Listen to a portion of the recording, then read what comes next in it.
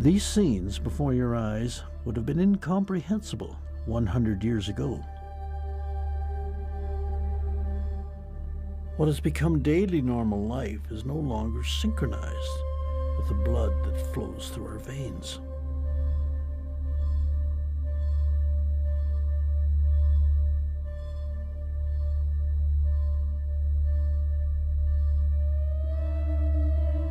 Seen from these actual NASA satellite pictures, we have illuminated the night in a macabre celebration of our progress.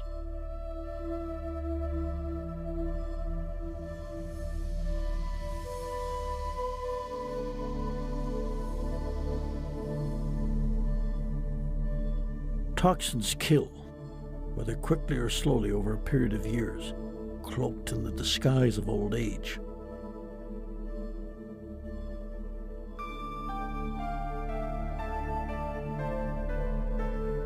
Warm air moves north, and airborne transport of dioxins eventually reaches the once pristine Arctic.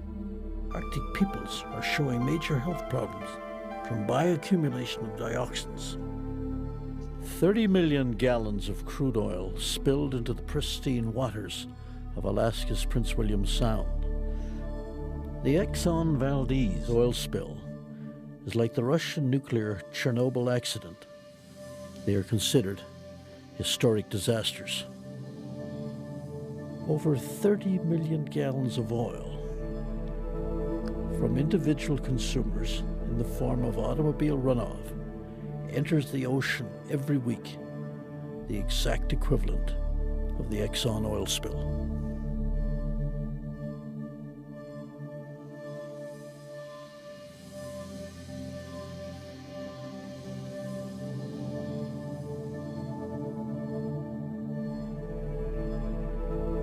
In our oceans, PCBs and over 200 other hazardous compounds are first consumed by microscopic organisms called zooplankton, and from there the poisons travel up the food chain to polar bears, seals, and whales, and then to people.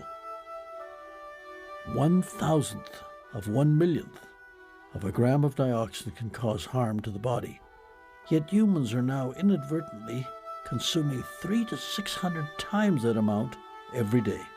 From the Arctic to Antarctica. Trees, the very living organisms that clean the air and produce the oxygen we breathe, are sliced off at the ground with the most careless abandon, as if there's a limitless supply.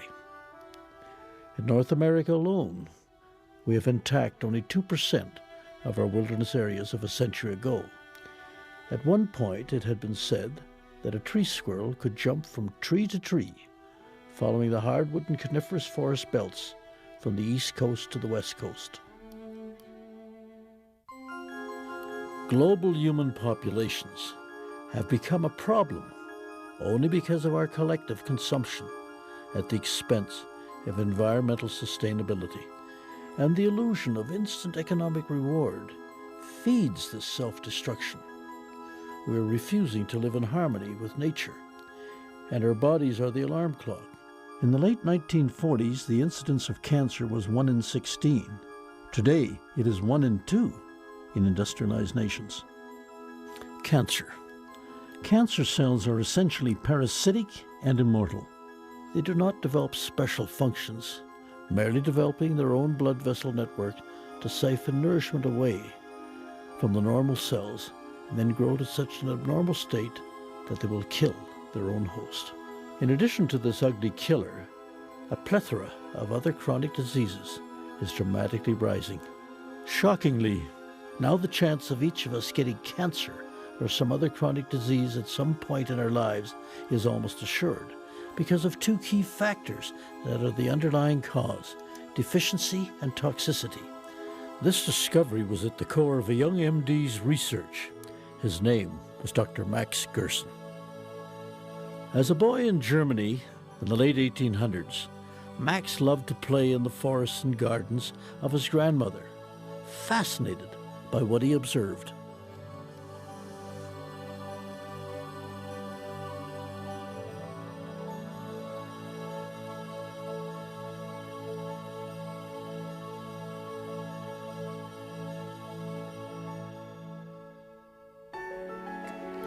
He watched with great interest whenever chemical fertilizer was applied while planting potatoes. He noticed the earthworms' adverse reactions to these toxins, and they would crawl out and away.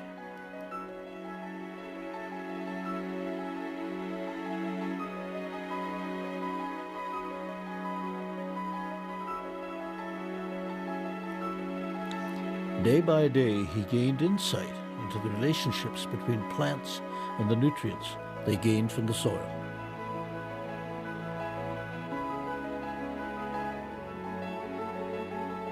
Young Max concluded from these and many later observations that the soil and all that grows in it is not something distant from us, and that it must be regarded as our external metabolism which produces the nutrients for our internal metabolism. Therefore, the soil must be cared for properly and must not be depleted or poisoned. Otherwise, these changes will result in serious degenerative diseases in animals and humans.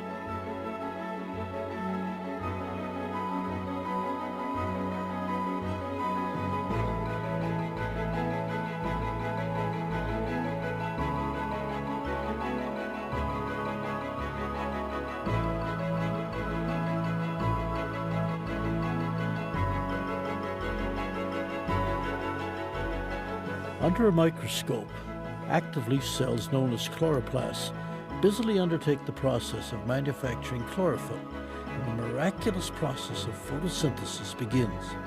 These live cells and enzymes in vegetation are the nucleus of what we need to ingest to heal a sick body or maintain a healthy one. Prior to receiving his doctorate as a medical student, Max Gerson suffered from severe and repeated migraine headaches, leaving him essentially unable to function for days. After 2 years of experimenting, Dr. Gerson was able to eliminate his migraines completely by eating only certain raw fruits and vegetables. Apples were a staple. Cooked vegetables were also included, minus the fat, salt, and spices and alcohol present in the standard heavy German diet.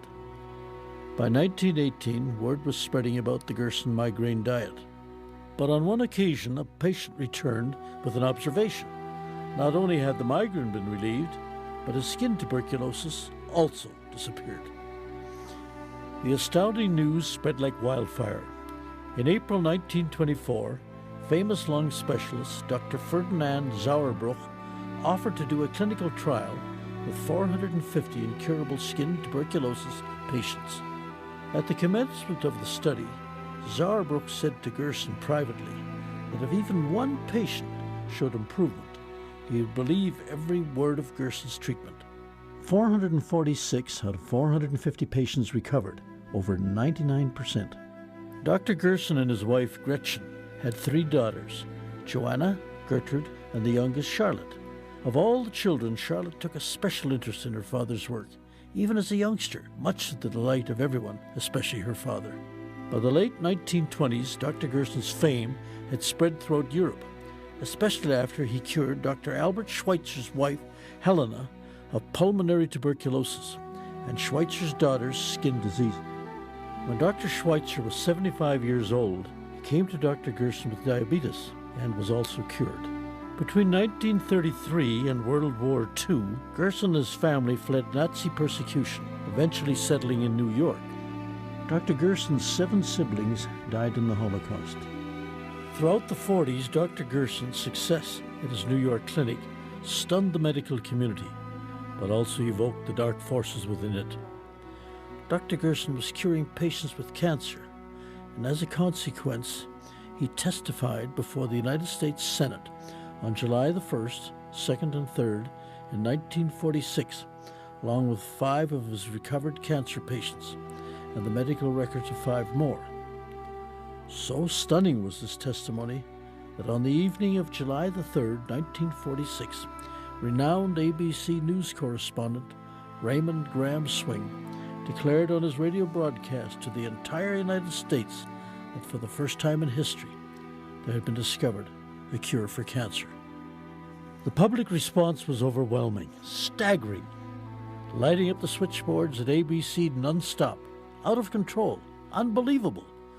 But what happened next was even more so. 2 weeks later, Raymond Gramswing was fired from his position at ABC that he had held for over 30 years, and the Pepper-Neely Anti-Cancer Bill of 1946, document number 8947, now gathers dust in the archives of the United States Printing Office.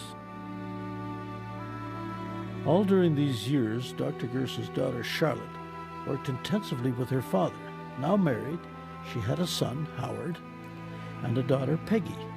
Charlotte encouraged and aided her father to publish his first book in 1958, A Cancer Therapy, The Results of 50 Cases. Published in numerous foreign languages and selling in the hundreds of thousands, this book demonstrated to the world the seemingly miraculous examples of patients with every form of horrifying and advanced cancers given up to die by their medical doctors and surgeons.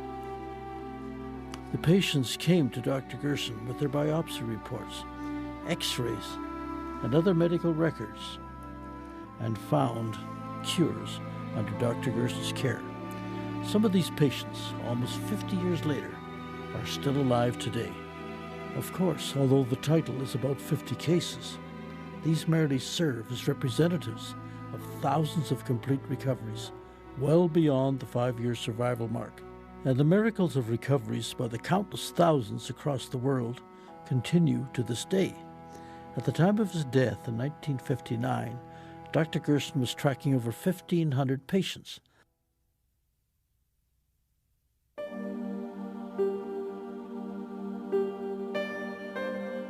The files have been preserved by his daughter Charlotte, who's now in her 80s.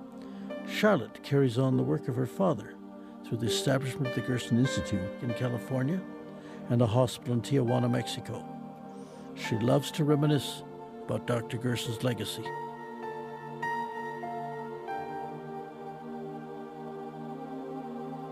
We have some letters here of Albert Schweitzer, and they had a very active correspondence, my father, Dr. Gerson, and Albert Schweitzer, and his family and were patients. And he also expressed, in this letter, he expressed his admiration of the specific cancer research that Dr. Gerson did. Of course, all the letters are in German, and I'm trying to translate some. As well as the remarkable results that he saw, not only with cancer patients, but with his wife, who had tuberculosis, and their daughter, who had a very undecipherable skin disease. One of the things Schweitzer did was he gave Dr. Gerson a gift of a carved crocodile. Actually, this is an elephant's tusk, and the natives in Africa made it, and this was a gift to Dr. Gerson by Albert Schweitzer. Many of the famous, whose lives were snuffed out prematurely by usually cancer, who contributed so much to society, undoubtedly would still be alive today, had they either known of the Gerson therapy or followed through with it. And we have seen so many patients who were returned to creativity and long lives after being told that they had 3 or 6 months to live.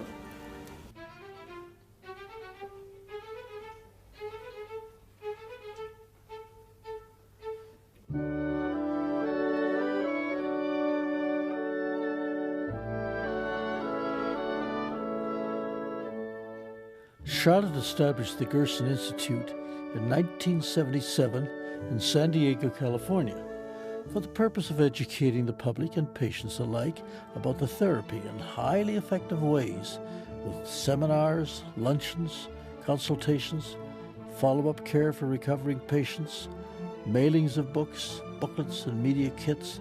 The list of activities at the Institute are as varied and numerous as the patients themselves.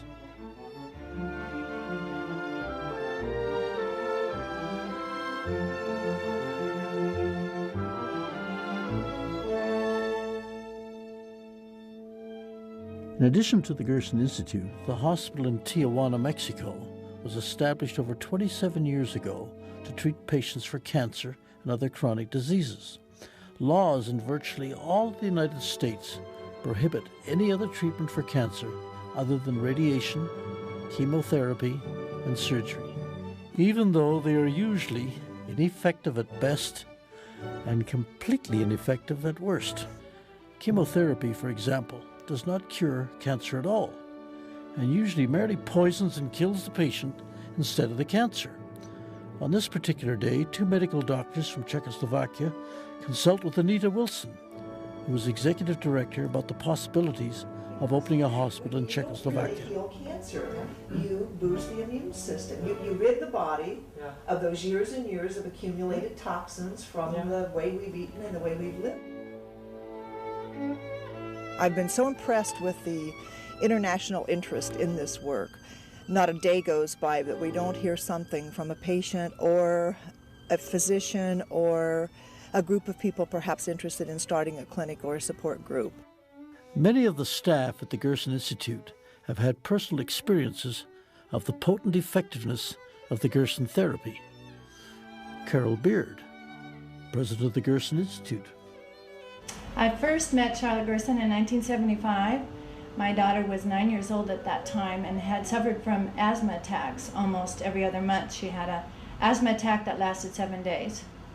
When I heard about the Gerson therapy, it sounded good to me and made sense. I went home and practically threw everything out of the cupboards, changed our way of eating, and Debbie never had another asthma attack. In 1999, I started getting sick and experiencing a lot of pain, chronic fatigue.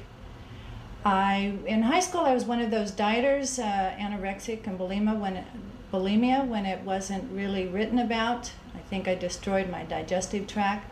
The doctors couldn't diagnose me, but exactly, they said irritable bowel syndrome.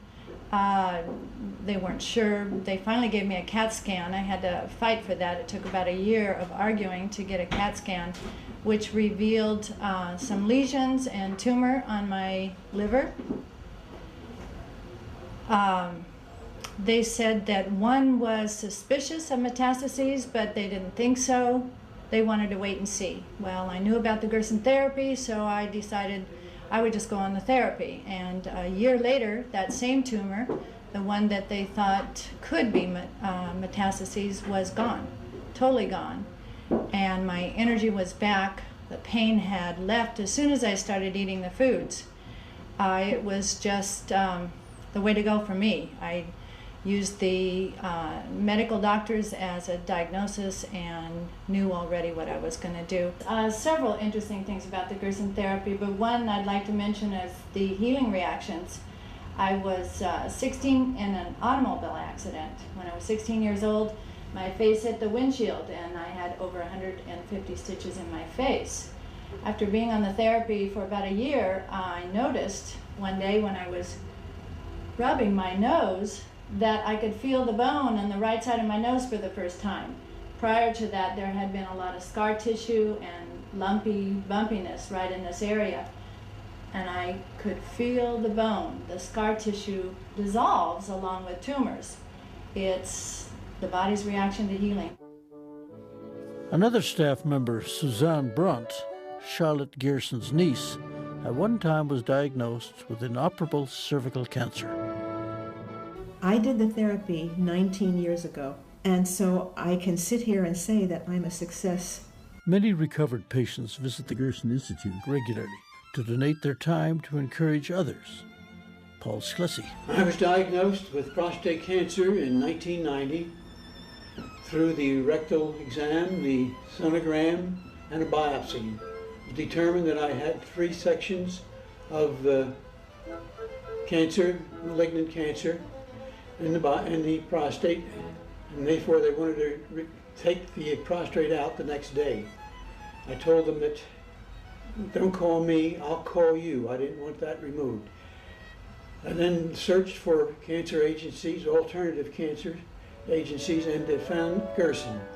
And I talked with Gerson Institute, and went to the hospital in Mexico and talked with the doctors and the patient. After 3 months, I found that I was losing weight very readily, lost 27 pounds, and after 18 months, my PSA showed 0.06, which to me was the end of the treatment. I was cured. The doctors thought I was great. He said I had a better PSA than he did. I'm not an easy one to get along with because I'm a maverick. You can tell me something, but I don't believe you until, doubting Thomas. I put my hand in. Okay, now I believe it. The Gerson Institute gave me my life back. Dr. Gerson discovered early in his research that vegetables and fruits must be juiced to flood the body with nutrients that have been lacking within the human organism for so very long, sometimes for decades. A particular type juicing method must be utilized, however, implementing a grind and press device.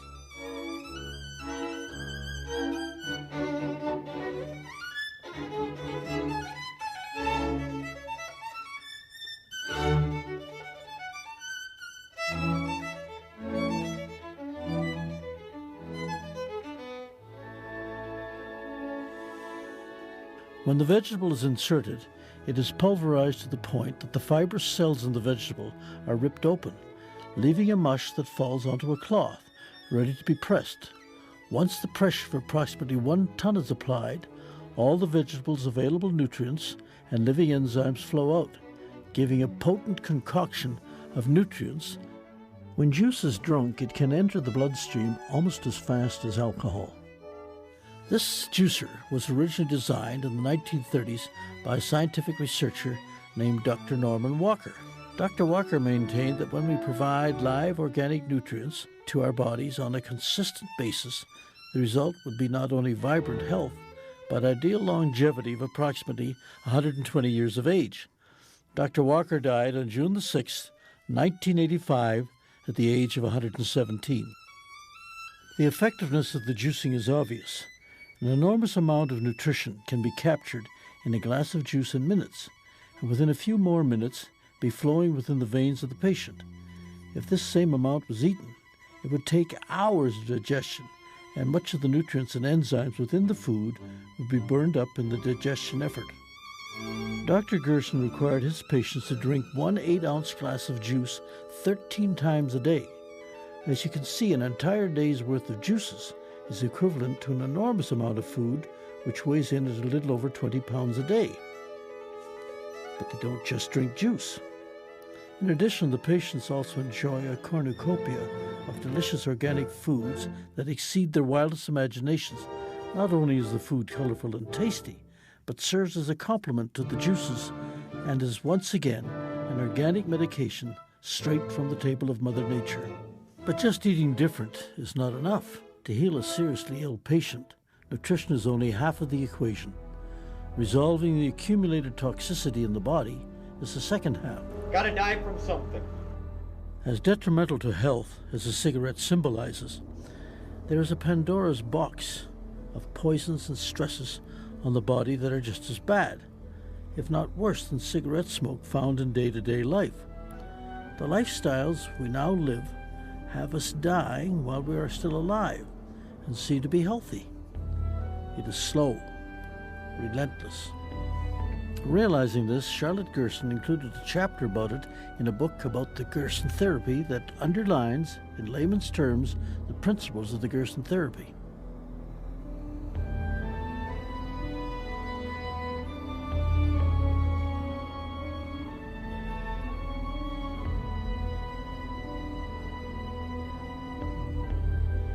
Within one section of the book, environmental stressors that can lead to cancer are underscored. Types of these hits are in the most surprising places. Our exposure to toxins in today's environment borders on the absurd. It is practically impossible to avoid. It is analogous to dodging bullets in a hail of gunfire from multiple machine guns. Not only are there poisons we ingest, but stressors such as electromagnetic fields and microwave radiation that interfere with the body's own electrical circuitry and rearranges molecular structuring, causing damage, sometimes irreversibly, to the brain and other organs.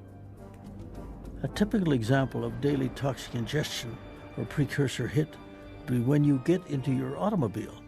Prior to even starting the engine, you will have already ingested dioxins given off from the dashboard to the fancy fake leather seat. Suppose you continue your journey and stop at a motel for the evening. Perhaps you chose a non-smoking room. However, Someone else has taken the parking spot in front of your room and left their car idle for a short time, even for a few minutes. A nightmarish mix of airborne toxins in the car exhaust have slipped into your room from the space under the door.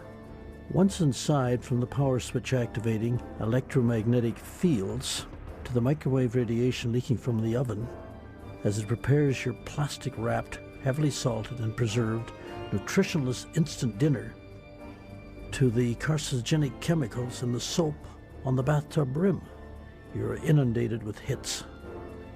The soap and shampoo are just the start, however, of what will be absorbed through your skin once you turn on the bathtub faucet, which will provide chlorinated and fluoridated water to help you get clean.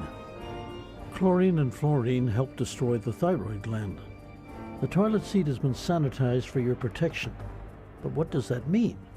The residual toxins in the chemical cleaning process of the seat will be absorbed by contact once you sit down. The toilet paper will also smear chemicals from solvents to dyes into your bloodstream.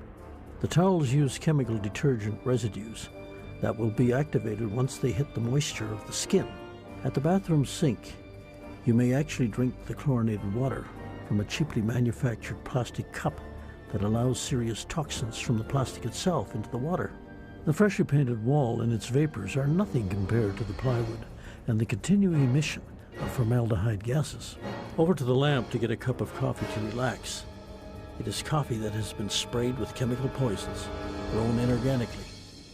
The artificial sugar and the artificial cream adds a nice touch to the mix. The good news is that you're not going to use a cell phone to receive or place a call. If it was a cell phone, repeated, lengthy uses have shown to interfere with and challenge the neurotransmitters of the brain. The amount of radiation from the TV will be small, but when the TV set is discarded or incinerated, it will come back to you via the air, water, or food. This room contains a brand new carpet. The outgassing of chemicals for the next 6 months is extremely hazardous to body tissue if inhaled.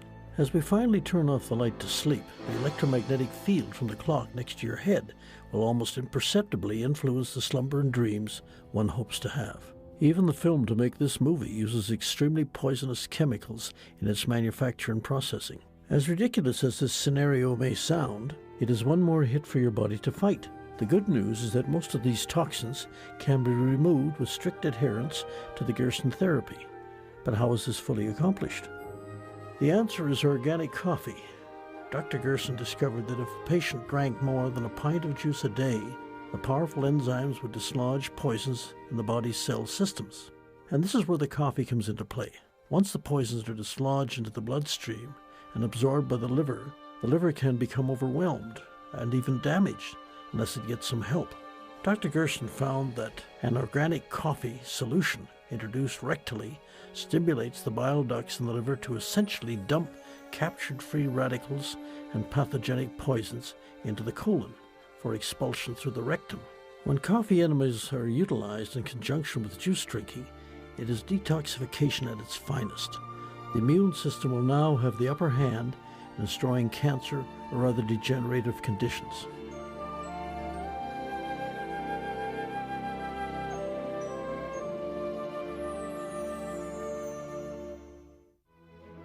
But how does one make a coffee enema? It starts on your kitchen stove with a quart of distilled water.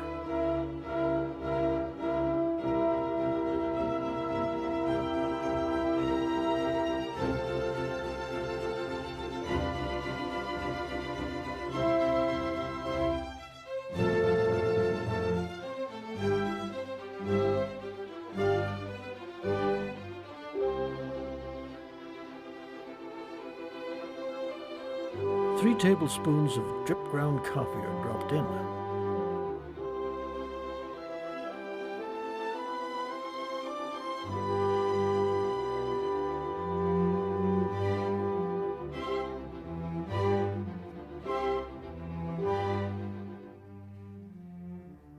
After a few minutes, the burner is turned down, and coffee is left to simmer for 15 minutes.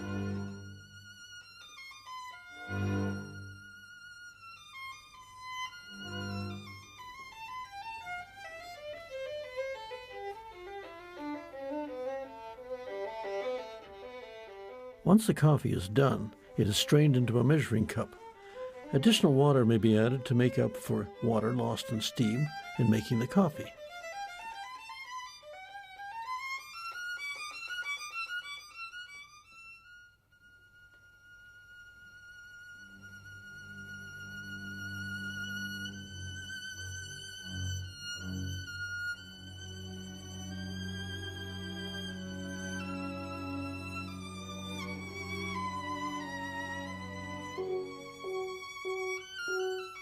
Coffee enemas are best taken in a relaxing atmosphere to ensure maximum effect.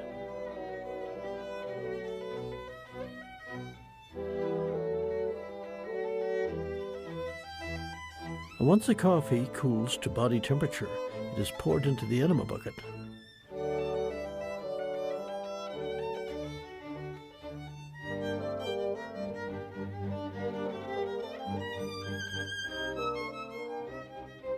A tiny plastic stopper at the end of the hose is slid back to release the air in the tube. It is then slid back in place to stop the flow of coffee until rectal insertion is accomplished. The hose clamp is readjusted to at least 8 inches from the end of tube for rectal insertion to that length. Once the coffee solution drains into the patient, it is retained in the colon for 12 to 15 minutes. During this time, the liver has a chance to absorb the coffee's caffeine and other agents. Simultaneously, the liver in turn excretes poisons into the colon for expulsion. Charlotte Gerson is not only responsible for keeping alive her father's principles of healing, but guarding the integrity of those fundamentals and their application over the years. Hundreds of holistic physicians in the United States and around the world have been trained by Charlotte and the Gerson Institute. Unbelievably, it is illegal in the United States to treat and cure a diseased patient in a hospital with Gerson therapy. Because of this, Charlotte had no choice but to establish a hospital 27 years ago in Mexico.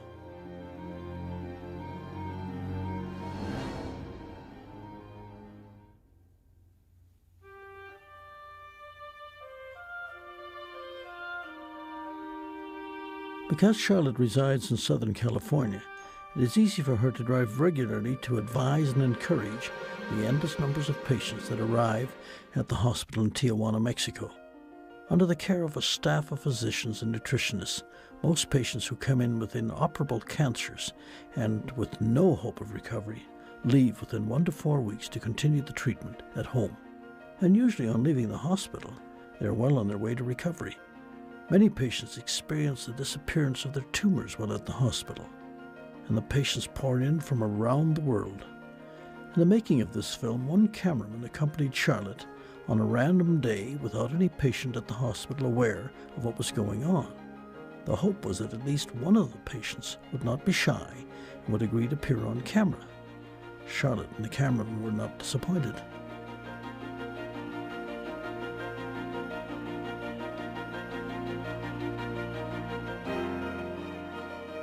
The first patient that they saw was Alejandra, who graciously allowed them to enter her hospital room. She seemed in very good spirits.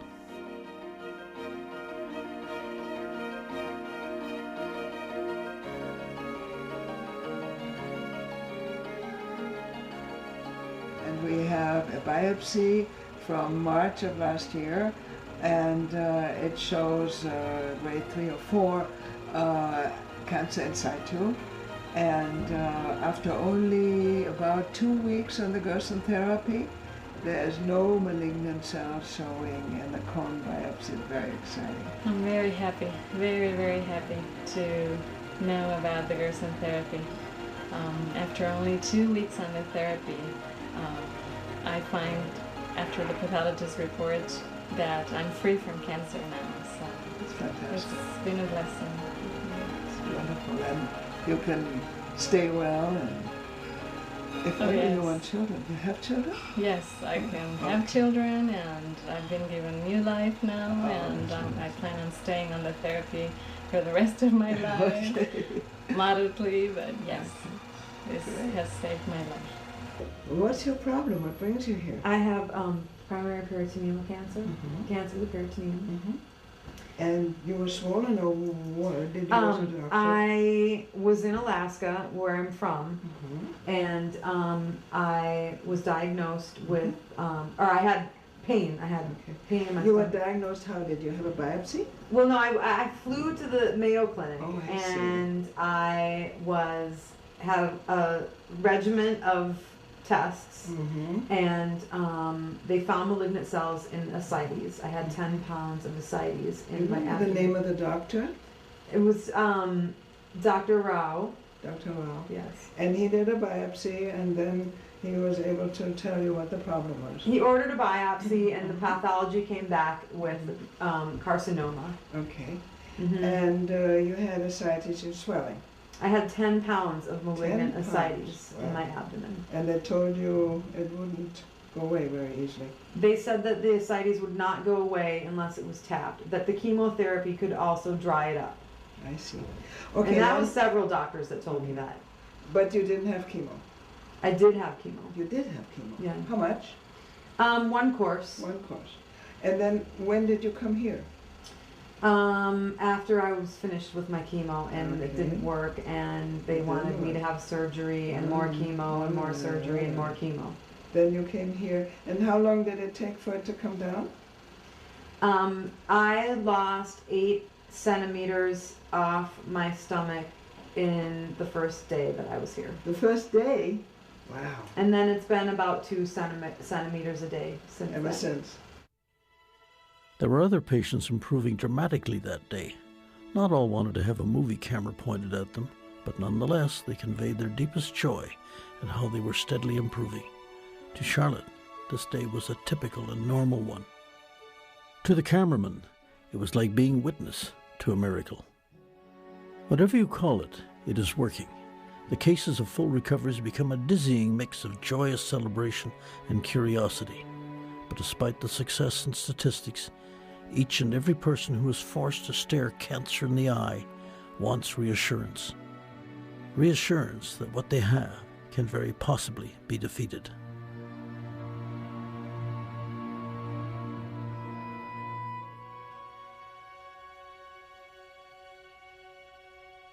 Always seeking new ways to cheer up, empower, and restore hope to the supposed hopeless, Charlotte addressed several prevalent type of cancers in booklets. Within the pages of each booklet are personal biographies and the medical records of recoveries. Many of these patients were so sick with other maladies that cancer was the least of their worries, but their living nightmares were transformed into beautiful dreams.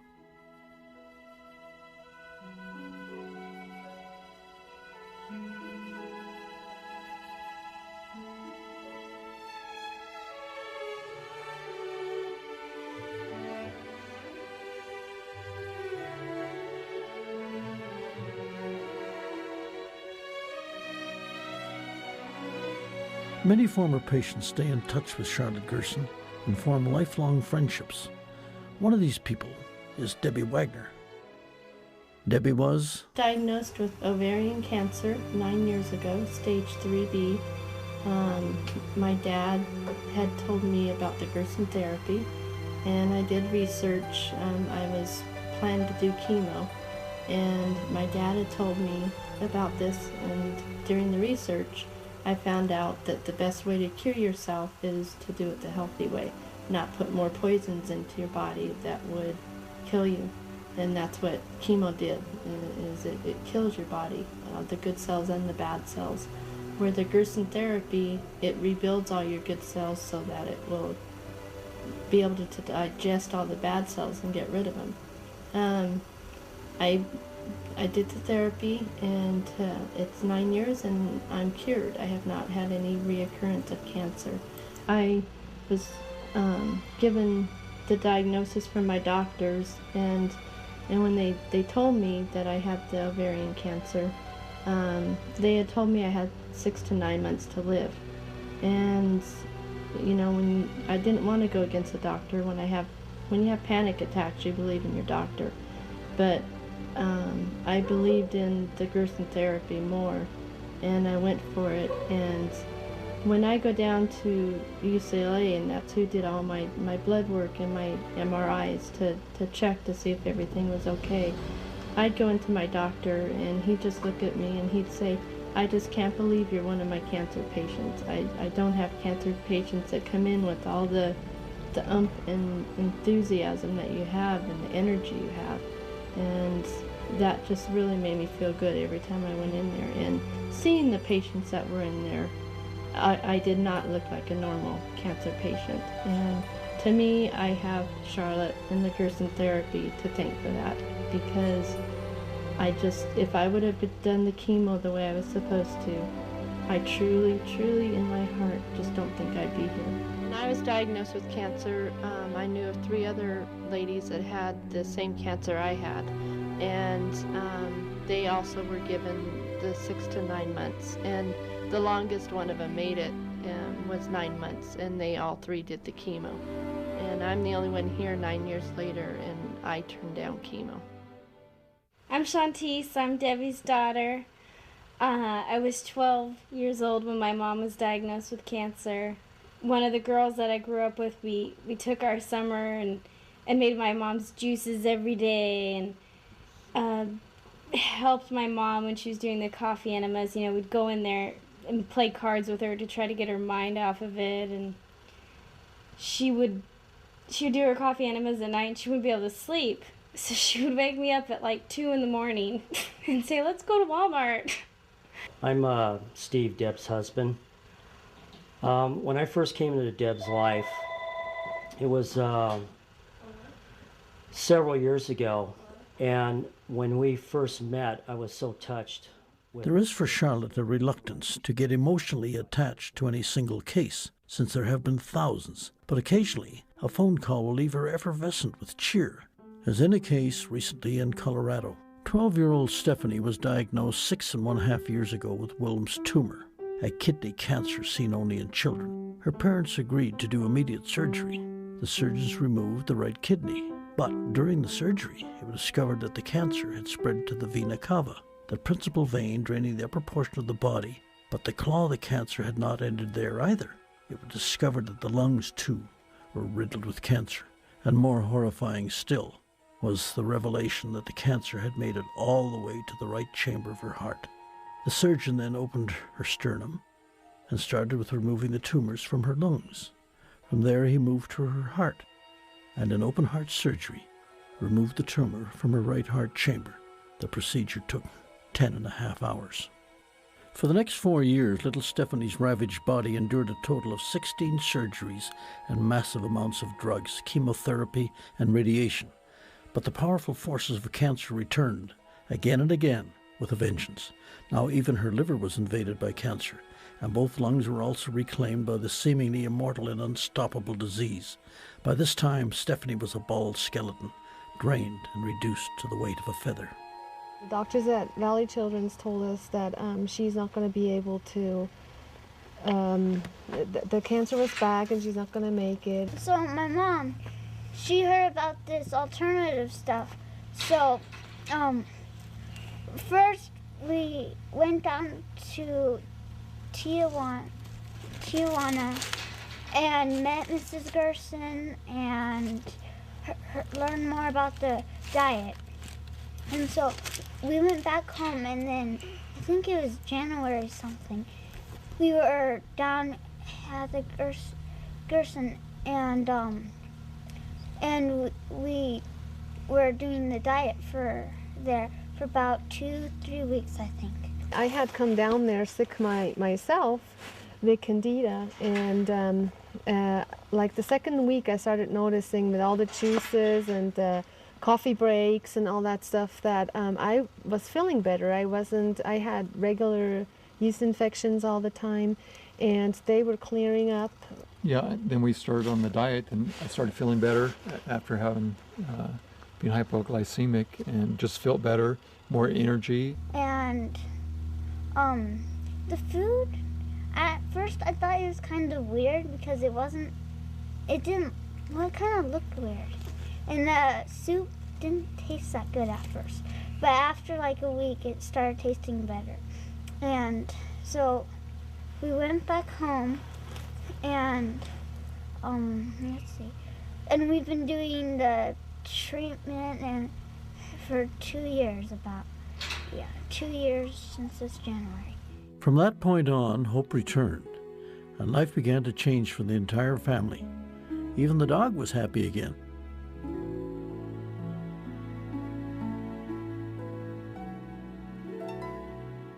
For now, this is obviously not a report of a totally cured patient.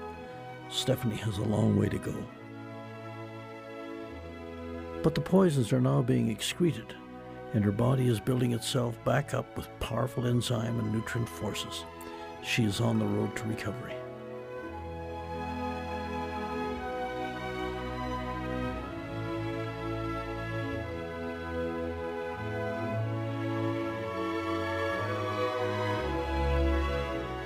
But where Stephanie's Orthodox medical doctors had only given her 6 months to live 2 years ago, she has now astounded them and, of course, confounded them.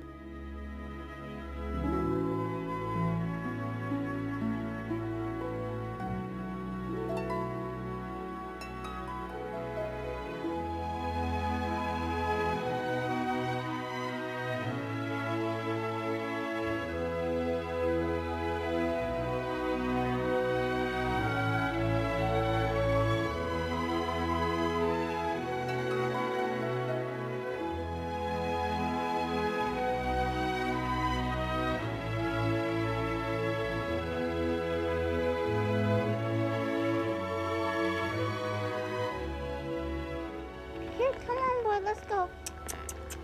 I've been feeling lots better. I've been having more energy when I was on the diet. I am on the diet. And I feel very healthy and stronger and much better than I did. This past spring, rosy-cheeked Stephanie and her little sister visited Charlotte. Charlotte observed that they ran around playing and enjoying life as though the scourge of cancer had never visited this resilient child. For many patients like Stephanie that are under Gerson therapy care, an in-depth series of laboratory tests are taken to adjust the therapy precisely to the needs of the patient. There are also non-toxic, non-pharmaceutical supplements called biologicals that are utilized in a greater or lesser measure depending upon the patient's condition. One of the most important of these is a natural potassium mix of potassium gluconate, acetate, phosphate in equal amounts that Dr. Gerson put together after doing nearly 300 experiments. It is extremely beneficial to restoring the potassium in the body's cell systems that was lost due to most people's unrelenting use of inorganic sodium, such as found in table salt and hidden within everything from processed foods to toothpaste. Table salt is a poison, and even though iodine is needed by the body, adding it to table salt destroys most of that value. The use of inorganic sodium causes displacement of potassium found naturally in human cells, leaving them vulnerable to attack by diseases. Dr. Gerson's potassium supplement is dissolved in a quart of distilled water and incorporated in small amounts in the juices. When it comes to fats in the diet, Dr. Gerson painstakingly searched until he found only one answer for that need: flax oil. Robert Gaffney, president of Omega Flax Oil Production. Welcome to our plant here at Omega Nutrition. We're located in Bellingham, Washington, and it's a pleasure to show you around. Here comes one of the vehicles that delivers.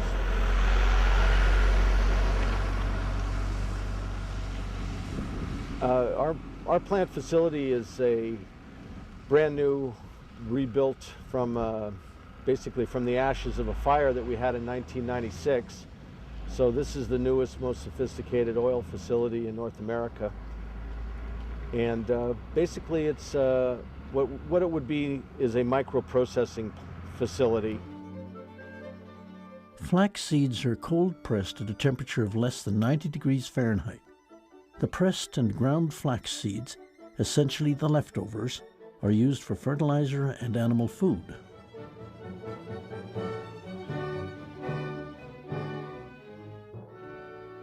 Dr. Gerson stressed that flax oil is to be ingested raw and cold. It is not a cooking oil. Flax oil delivers nutrients to the body's cells effectively, as well as activating enzymes within the body to help destroy cancer and other diseases. A true miracle oil. The Gerson Clinic, with all of the good work that Max Gerson did in the past, really understood the value of flax oil. It wasn't anything that actually they educated us more than we could even educate them on the value and the benefits of how flax oil really helped their modalities. The use of these natural holistic supplements on the Gerson therapy is part of customization to the specific degenerative condition of the patient. There are many holistic approaches to healing. The Gerson therapy utilizes some of them in the recovery process. None, in and of themselves, can, for example, cure cancer, but they can sometimes fortify Gerson's therapy's effectiveness when it comes to helping the body recover, whether from the common cold or cancer. Today, over half the medical visits in the US and Canada are to alternative therapists, despite the efficacy, and in the United States especially, it is estimated that our understanding and acceptance of holistic medicine is still 75 years behind the rest of the world. The only area of which established orthodox medicine in the United States is superlative is in the cost. Medically, we trail many third world countries. Our medical system is collapsing under the load of so-called incurable, chronic, and degenerative diseases that Dr. Gerson cured nearly 3/4 of a century ago.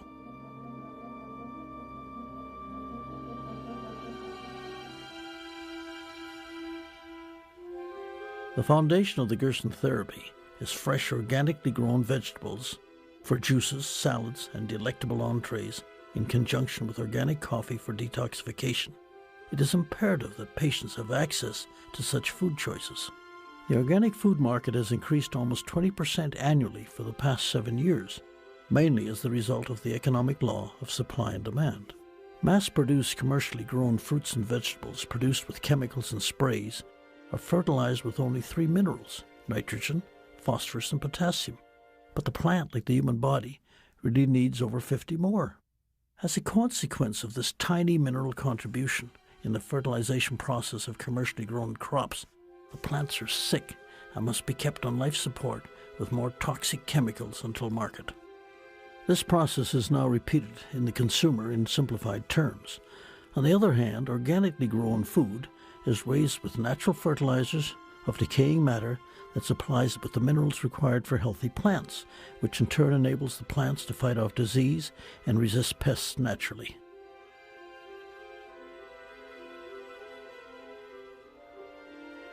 In a beautiful reflection of this process, in simplified terms, the consumer now will reap the benefits of the same natural protection by eating these plants.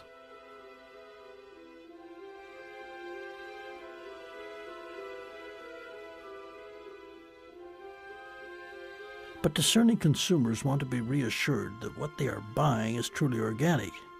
Meet Wes Yamamoto, foreman of an organic farm growing citrus and vegetables in Southern California. Here at MK Ranch, we've been expanding our organic program, and we find it's very important to, provide sustainable agriculture to the community around us and throughout the United States.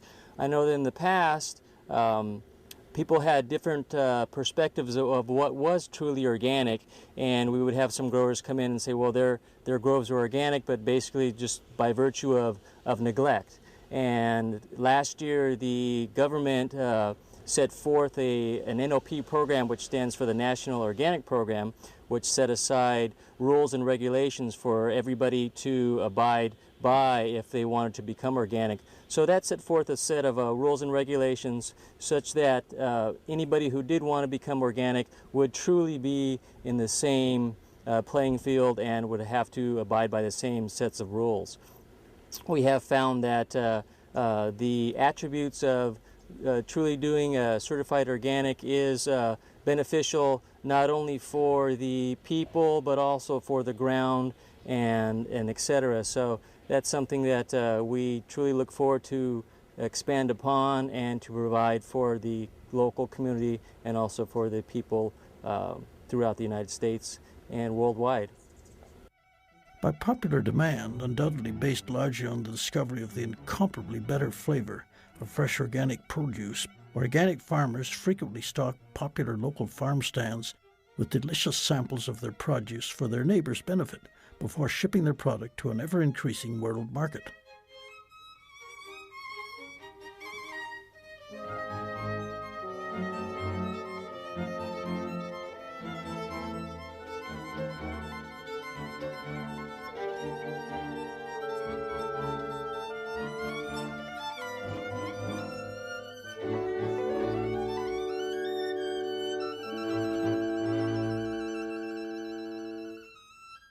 Charlotte Gerson follows the Gerson therapy herself as a lifestyle of prevention.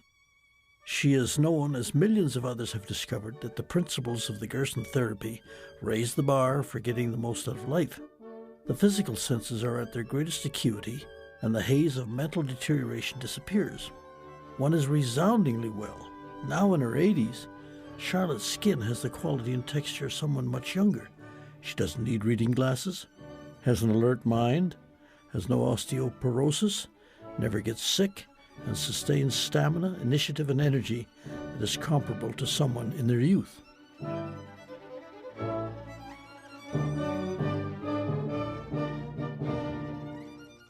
Using the Gerson therapy, one need never again worry about dieting to lose or gain weight. Charlotte explains. When we're dealing nowadays extremely seriously with obesity, which has become an epidemic, obesity is almost always nothing but hunger.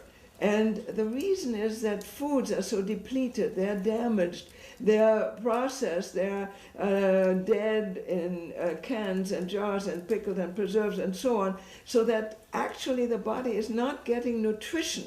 And people are very hungry because even though they're full, they are not truly nourished. So they continually have hunger and start eating more and more, but eating the wrong things so that they become obese and are still not nourished and are still craving foods. It has been said that supermarkets are like mausoleums where the dead food lies in state. Once heat and pasteurization takes place, the enzymes are dead and the molecular structure of food itself changes, making it hard to assimilate even its few remaining nutrients. Good health can exude beauty and sex appeal, not only skin deep, but all the way through the bone. The Gerson therapy is an approach to life that galvanizes the power of each and every person to experience life to the fullest and be assured of a life free of disease or some nagging unknown medical condition. For many, it also grants them a higher vibration or spiritual consciousness that spans every faith and walk of life.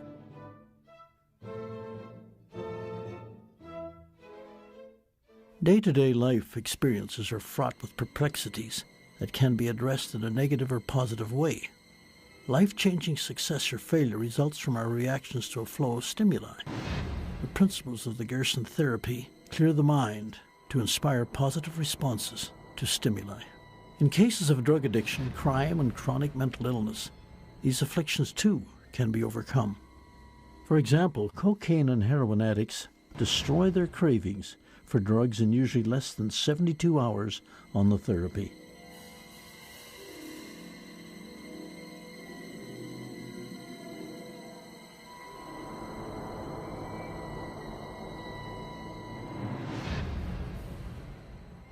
The human brain is capable of storing information and recalling it at any second. Like books in the library, the knowledge imprinted in this organ of the body can be added to without limit throughout one's life. The only obstacle that arrests or commences to subtract those books is long-term lack of nutrients and environmental toxicity. Dr. Gerson observed that when nutrients are plentiful and the body is detoxified, the brain is restored to normal function. When the brain detoxifies, calm and clarity return, mental and emotional fog lift.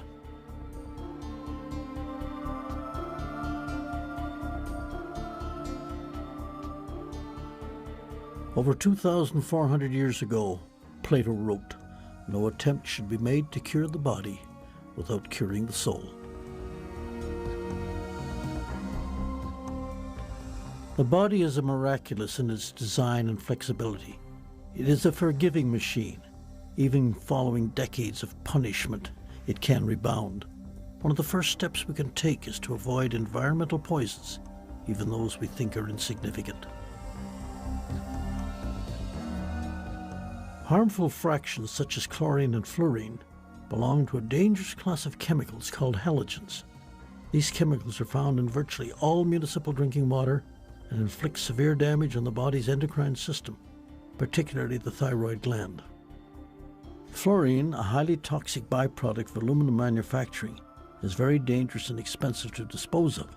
Industrial principles once convinced the American Dental Association that it would prevent cavities, an assertion that has since been proven false.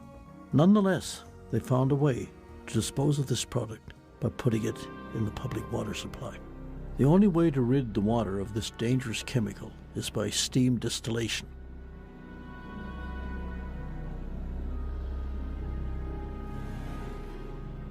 But there are other semi-hidden dangers in ingestion of daily poisons that can be avoided. Charlotte cites one example in particular. Well, the dental amalgam is now coming more and more into the fore, even while dentists used to dispute it. It's interesting to note that the American Dental Association claims it's perfectly harmless in your mouth. However, if there is any of the amalgam left over from what goes into your tooth, if it's just left in the office, they're required to dispose of it as toxic waste. But in your mouth it's safe. Of course it isn't. And it's been clearly demonstrated that a lot of children have seizures and all kinds of mental disturbances from the dental amalgam, and so do adults.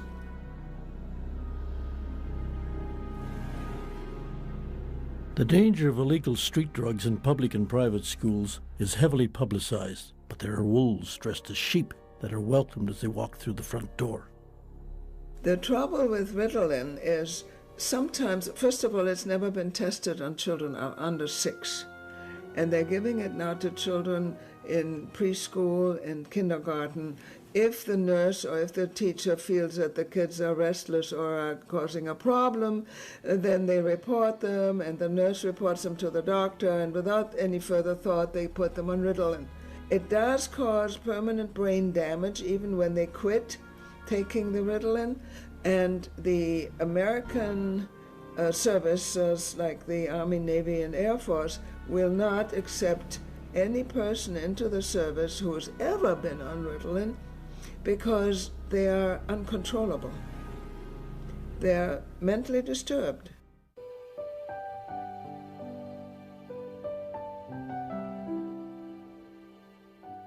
Rest is essential for all living organisms. During sleep, not only is the nervous system replenished like a storage battery being charged, but the body rids itself of poisons in a way that only sleep can accomplish. That is why, upon waking, energy is born anew. Sufficient rest is critical for children, and with the bombardment in daily life of hits to their systems in modern society, repeated lack of it can hinder and sometimes permanently damage a child's brain development. The developing brain of a child at this time in human history must clear a number of hurdles in a bid for genetic normalcy. Children are more vulnerable to environmental pollutants than adults because of their size and faster metabolism.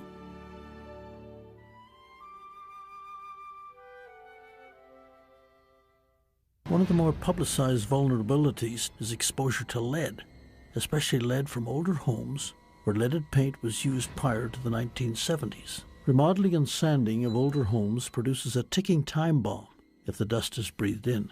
These airborne heavy metals, along with numerous other chemicals in the food and water, are now, unintentionally, passed on to the next generation.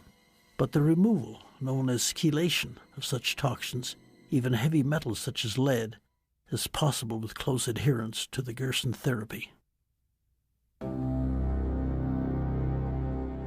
Even the body itself can overproduce a substance that becomes poison in excess in stressful situations if the liver is unhealthy and unable to neutralize it. It's called adrenaline. Meet filmmaker Steve Krushel. Steve films and performs stunts for Hollywood films that push the envelope and the adrenal glands to the limit.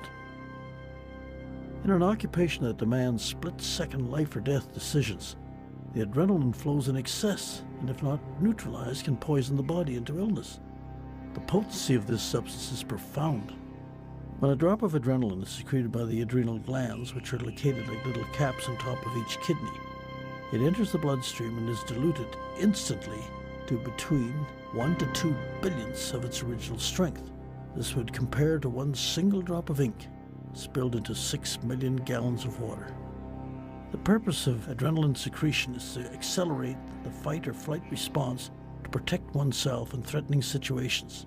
The largest gland of the body, the liver, when healthy, is able to neutralize the secretions. In today's world, the abuse of this magnificent organ is relentless. Many people have liver disease and don't even know it. For the detection of a liver problem via illness requires the liver to drop below 30% of its full working capacity before symptoms become detectable. One of the Gerson therapy's main objectives is to restore the liver to 100% capacity and ensure its health.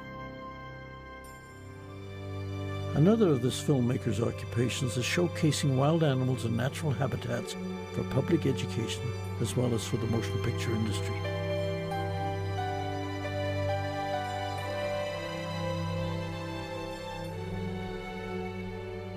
Working with wildlife all my life, I've learned about nutrition.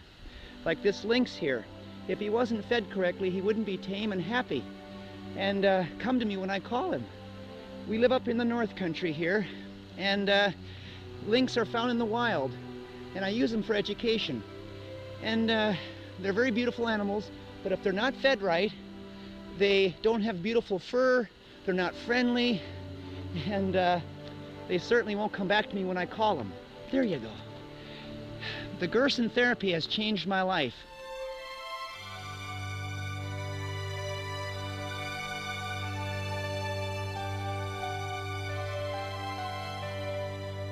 This 43-year-old man follows the Gerson lifestyle as a preventative measure, and in doing so has acquired tremendous energy to achieve a physical workload equivalent to several people.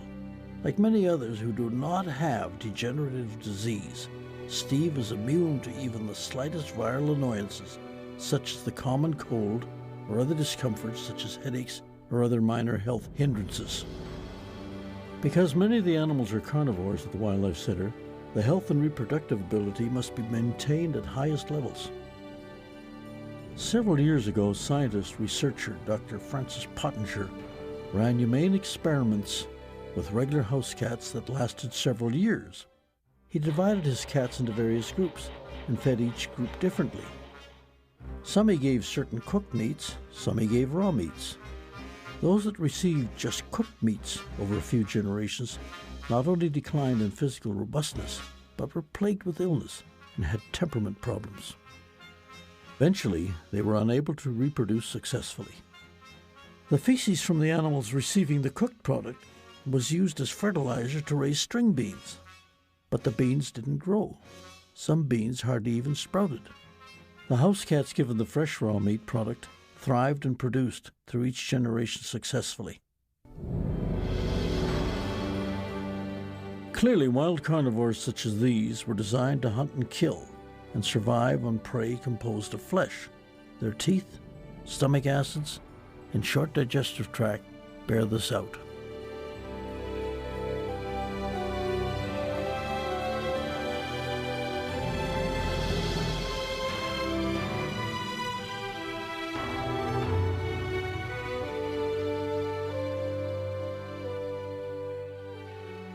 Conversely, the tooth structure of a human being is quite different than that of this wild wolf's teeth. But the dissimilarities between wild meat eaters and humans do not end there. The human digestive tract is far longer and more complex, which is consistent with all herbivorous creatures. Additionally, the stomach acid and intestinal enzymes of humans are unable to properly break down or digest flesh containing animal proteins. Carnivores have very short, simple intestines to excrete the masticated and digested meat quickly, often within 2 hours, which precludes the chance for the meat to have time to putrefy and poison their systems. In a human being, it takes generally 48 hours for meat to pass through. Invariably, some of it doesn't pass through at all, but instead gets snagged inside tiny pockets in the colon, putrefying not for hours, but days, months, and even years. The toll meat eating takes on all the essential human organs, particularly the pancreas gland, which is also involved in the digestive process, is enormous. The pancreas was never designed to break down animal protein or meat. Instead, the pancreas produces digestive juices to split the molecules of the correct kind of protein food found only in vegetation. In the digestion of vegetation, the pancreas then can serve its second purpose, producing pancreatic enzymes to fight disease. When meat must be digested, the pancreas is diverted from its important protective purpose. If we only eliminated animal products from our diet, the odds of getting cancer, diabetes, or heart disease, and the Pandora's box of woes that go along with all this would almost vanish. But the standard American diet, referred to as SAD for short, has totally flipped that scientifically verifiable statistic upside down. Looking under a microscope, it is easy to see red blood cells floating around free. But after a fatty meal of any kind, the red blood cells stick together like rolls of pennies.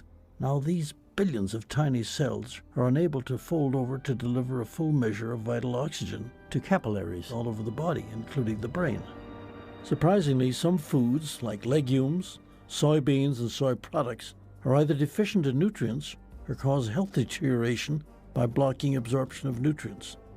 Currently, there is popular discussion about one subject that is of particular interest to women. Osteoporosis in the U.S. is very widespread, painful, long-term, hunched over, broken bones and disability and all that. It's caused by milk drinking. And the doctors give it for supposedly curing osteoporosis because supposedly milk has calcium. Not only that, it's also caused by meat eating. Because meat in the body, in the digestive process, causes acidity, phosphoric acid. And in this kind of acidity, the body isn't able to function. The body has to maintain homeostasis. It has to maintain a very exact level of alkalinity versus acidity. But with meat eating and milk drinking, the acid level goes much too high, and the body has to balance it out. What does it use to balance it out? Calcium. Where is it going to take calcium? It is not absorbable from milk, because in the milk with pasteurization and all, the enzymes are missing, and the body can't use it. So on the contrary, that adds to the problem. Instead, the body needs to use the calcium and draws it from the bones.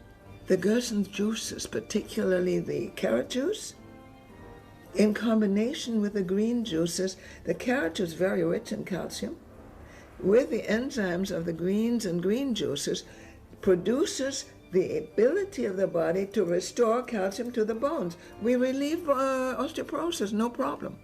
When orthodox medicine, even with the so-called HRT and that what all of these things they use, at best they stop the loss of bone. They don't restore. We restore. I had, canceled my health insurance when I was 34 years old. And the reason was not that I was very healthy only, but the reason was that I'm not interested in the kind of hospital or medical treatment that might be covered by insurance, because it's toxic, it's drugs, it's chemicals, and I had, more of an idea that they might kill you rather than help me if I had to go into a hospital. And over the years, I've saved an average of $2,000 a year for 45 years. That's roughly $90,000. But that's not the only benefit. When you eat organic, as I did, and vegetarian, I was never ill. It's much cheaper to live this way and to live healthy, and you're not even mentioning feeling good. I feel good, I have energy, I'm able to work, I'm able to travel and lecture and do all kinds of things, even now that I'm almost 82 years old. I'm always telling people, women particularly, wouldn't it be wonderful if you never had to worry about finding a lump in your breast? But if you eat healthy, that's what happens. As I mentioned, I'm 82. Up until this time, I've never ever had a mammogram, because I feel very strongly that living in this manner, you don't risk cancer. Without Charlotte's dogged determination and iron will her entire life, Dr. Gerson's battle to share with the world this unprecedented medical marvel would have failed. Even now, the suffocation of this therapy is unrelenting. Today, Gerson's name and therapy is known and honored worldwide by holistic physicians, nutritionists, and chiropractors. Only in the United States is Gerson's name still forbidden to cross the lips of a physician. Fortunately for Charlotte, her family upholds her task and has contributed markedly to radiating information of the Gerson therapy throughout the world. The Gerson therapy is unequivocally the holy grail to curing cancer and maladies that now afflict most of mankind. Charlotte's son Howard is helping educate people around the world about the Gerson therapy through a tax-exempt organization as well as radio and TV appearances. He also authors feature stories for the bi-monthly Gerson Healing newsletter. Howard has recently completed an historical overview of his grandfather's life and work and coordinates book signings with Charlotte, like this one at the Gerson Institute in Southern California. You can cure any disease, or you can just maintain good health. Thank you very much. My pleasure. Nice meeting you. Thank you. Okay. Charlotte's daughter Peggy, along with husband Giuliano and daughter Etta, who live in Italy, also follow the Gerson protocol. Etta, only 14, is already an accomplished violinist and donates her musical talents to benefits and lecturing programs that Peggy puts together in Europe. Giuliano, a poet, journalist, lecturer, and author, recently wrote his own tribute about Dr. Max Gerson's life, set as a novel.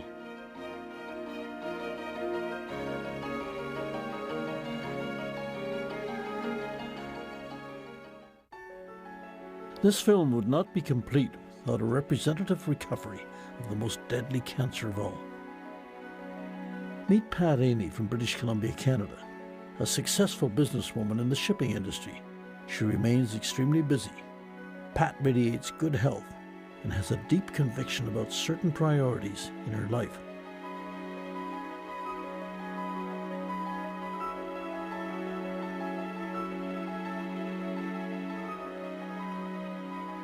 Pat took over her husband's shipping business after he passed away of lung cancer some years ago. Ironically, he developed cancer after Pat had recovered on the Gerson therapy. But unlike Pat, he refused any kind of treatment from anyone. In 1986, I was diagnosed with pancreas cancer, which had spread to my liver, gallbladder, and spleen. The doctors told me I had 3 months to live, to go home, get my finances in order, and prepare to die. My husband just wouldn't accept it. I was only 46 at the time, far too young, so we kicked around thinking, oh well, it was such a blow that you just don't really start thinking for at least a month. And at the time, I was throwing up mouthfuls of blood. I was on the therapy for 10 days. The bleeding had stopped, the pain had stopped.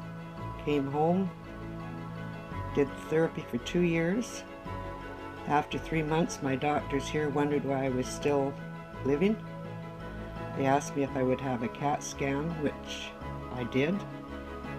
The masses of cancer had gone. They said, I don't know what you're doing. We don't want to know what you're doing. Just keep doing it. The doctors at that time said I would never live to see my second grandchild, which he is now 19 years old. So we proved them wrong.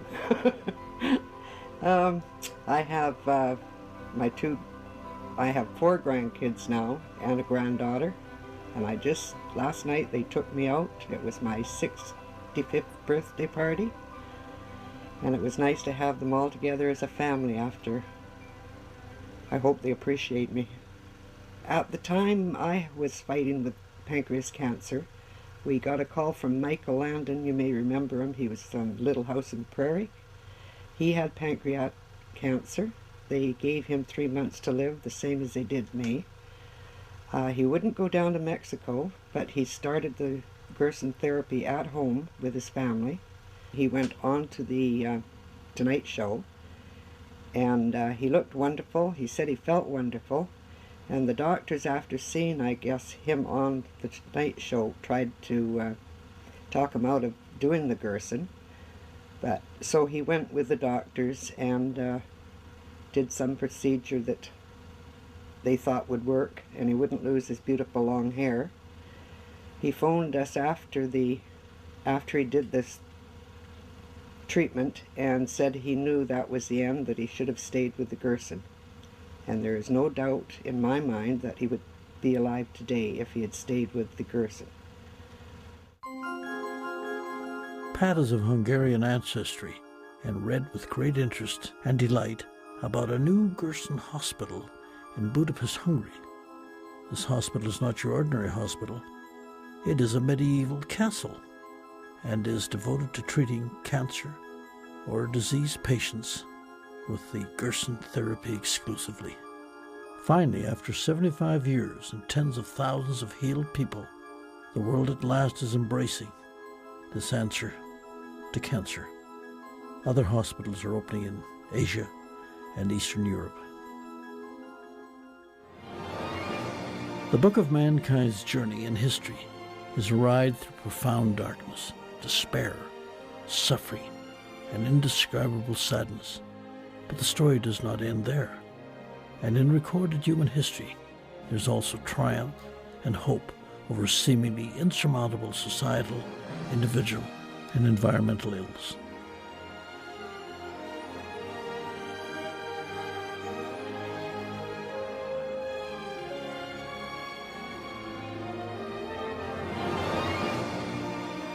As historians and scientists go back in time, from the fall of ancient Rome as a result of drinking water from leaded pipes, to the secrets of the distant past frozen in some of the world's greatest ice fields, we can see a traceable legacy of other cultures and life forms that have arrived and survived on Earth for tens of thousands of years. Only now, and for some, perhaps hauntingly, the melting ice sheets reveal through fossilized remains that nothing is permanent, that life is fragile and beautiful.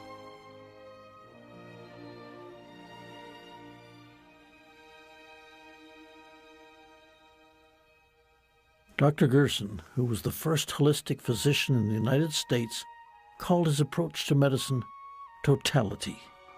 He was a health ecologist.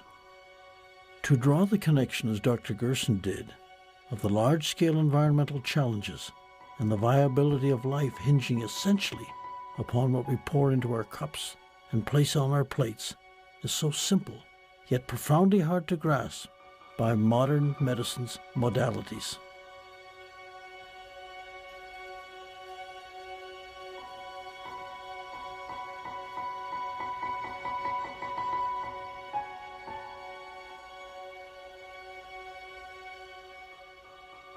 Quite simply, the time has passed in which we cannot take for granted the substances that we swallow. The purity and soundness of food has taken on a whole new meaning, and with every meal, we're either digging our own graves with the silverware or ensuring a healthy, productive life for not only us, but our progeny.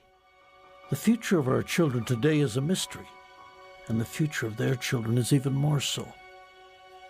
Will they see the natural world and the wild creatures therein only as historical snapshots? The pivotal moment for modern civilization is here. Like the proverbial canary in the coal mine, all wild creatures bear testament to the health of our external metabolism, our natural world, the environment. For each of us eventually, whether we are ready or not, someday it will come to an end. There will be no more sunrises, no minutes, hours or days. All the things you collected, whether treasured or forgotten, will pass to someone else. Your wealth, fame, and temporal power will shrivel to irrelevance. It will not matter what you owned or owed. Your grudges, resentments, frustrations, and jealousies will finally disappear. So too your hopes, ambitions, plans, and to-do lists will expire. The wins and losses that once seemed so important will fade away. It won't matter where you came from or on what side of the tracks you lived at the end. Even your gender and skin color will be irrelevant. So what will matter? How will the value of your days be measured?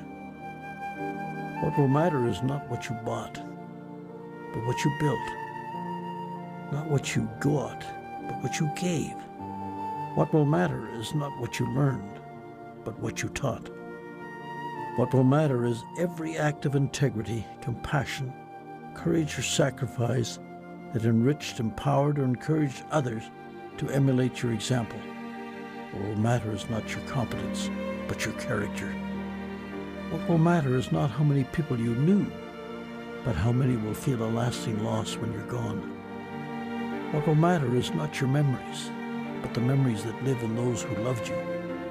What will matter is how long you will be remembered, by whom, and for what. A life lived significantly is not one of circumstance, as much as it was of unfailing dedication, of choice. A life that touched and cured a dying and suffering humanity then and now.